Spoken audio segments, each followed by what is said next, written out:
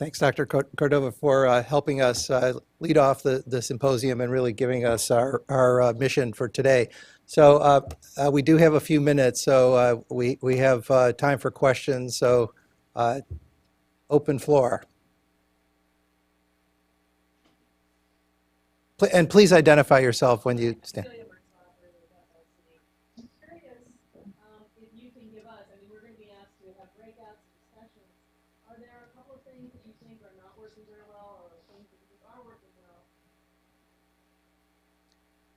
If you think there are some things that are particularly in need of our attention, you know, maybe the breakout session leaders have a lot of guidance for us, but we'd like to hear from you.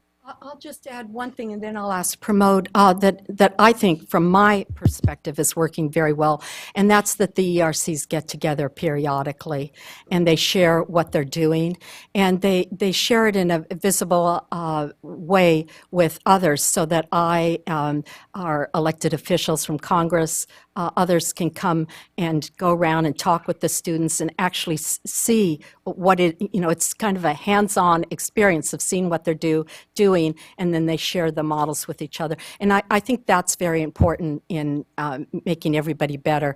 And we also use those opportunities to give awards to students for creativity. And I don't remember what the substance is, but I do remember that the students are very pleased to be recognized and to get those awards. So I encourage the engagement of the centers with each other.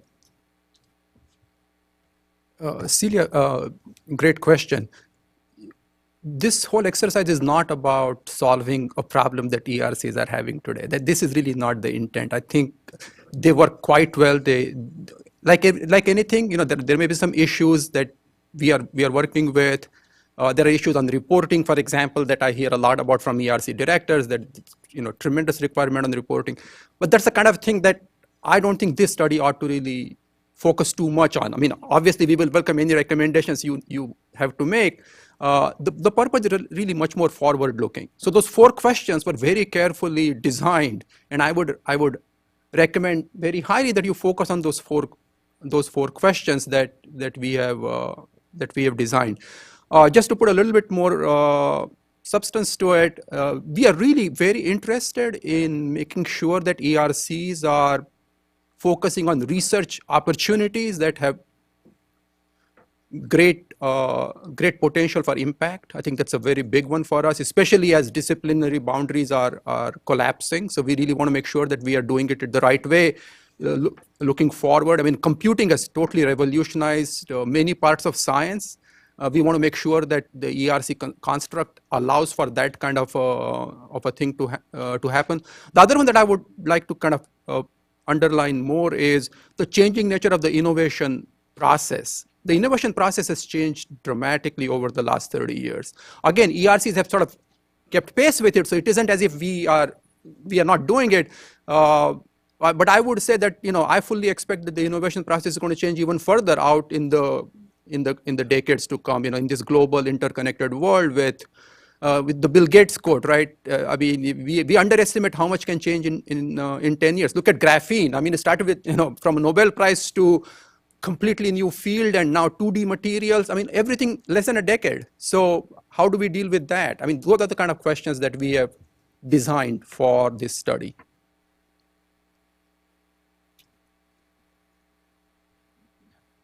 Hi, Andrew Lean, the University of Illinois. Those 4 questions that were laid out, they're broad and they do encompass a lot. As a new ERC director, one of the things that I am thinking about is focus. Of those 4, are they equally weighted in your mind? I have a certain perspective from the academic side. You hear much more than we do in terms of outward facing to the nation. Is there a sense that those are sort of all equally weighted, or are some sort of higher priority than others? So David says it's a major question. It's a major question. I see. Okay, so I better give a major answer. I'll give you my answer as we designed this whole study. If I had to rank order the 4 questions, number 1 would be number 1.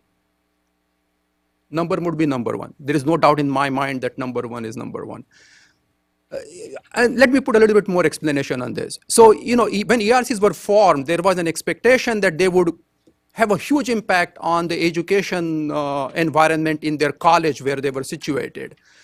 There are lots of people here from the engineering community. You all probably have an opinion on as to whether that realization was fully met.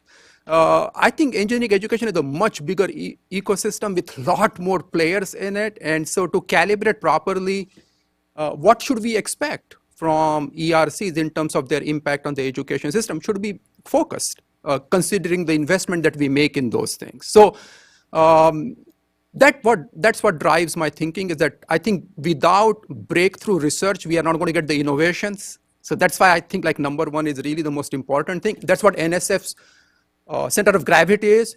We fund discovery and we fund discoverers. So I would say, if you really force me to rank order them, but it doesn't mean that others are unimportant. I mean, don't get me wrong, okay? I mean, we specifically put those questions because we wanted to hear from this panel and from the national community to help us do it right.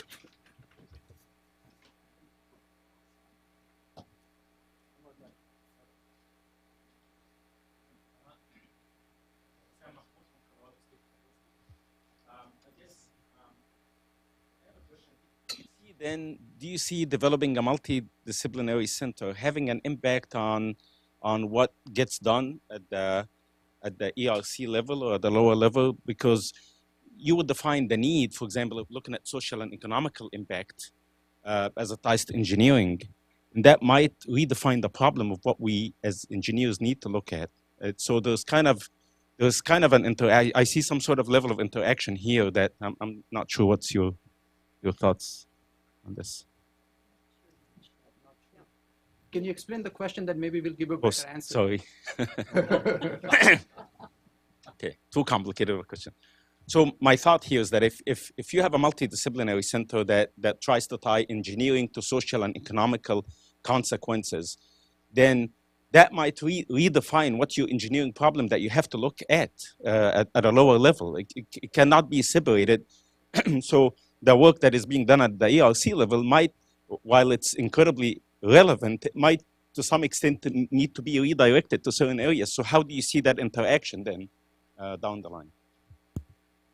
I mean, I think that's really central to engineering research and certainly to ERC research. I mean, the kind of problems we work on are driven by, for most part, big societal needs, whether that's in the area of health or security or energy or sustainability. I mean, we can think about all the big global challenges that we face.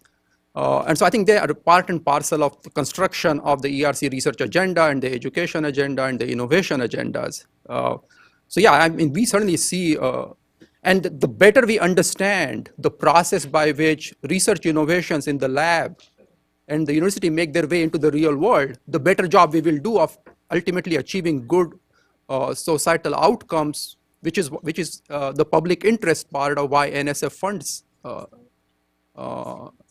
these types of activities. So yeah, and I think it's absolutely related. Thank you.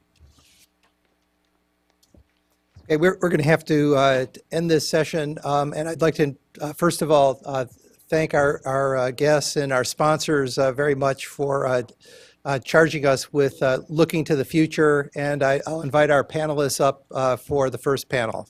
Thank you very much.